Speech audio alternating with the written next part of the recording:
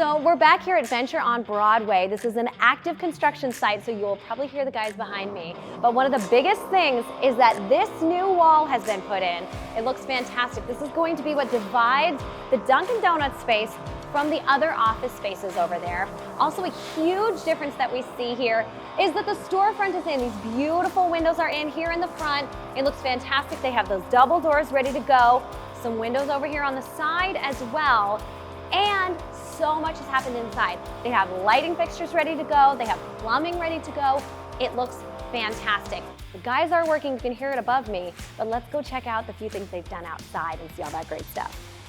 So they are actively working out here today. You can see the trucks behind me because they are putting the air conditionings up on the roof today. So that entails actually getting the air conditioning up on the roof and also making an enclosure to go around it, because here in the city of Tempe, you cannot have the open air conditionings on the roof. They have to make an enclosure to cover it. So the guys are actively working on that now as we speak. And the last time we were here, they were laying concrete for the trash enclosures. So now we have two beautiful trash enclosures on this space. Both of them have that gorgeous concrete out in the front and the gates to close it in. And then upcoming, the next few things they're gonna be doing is painting the exterior of the building.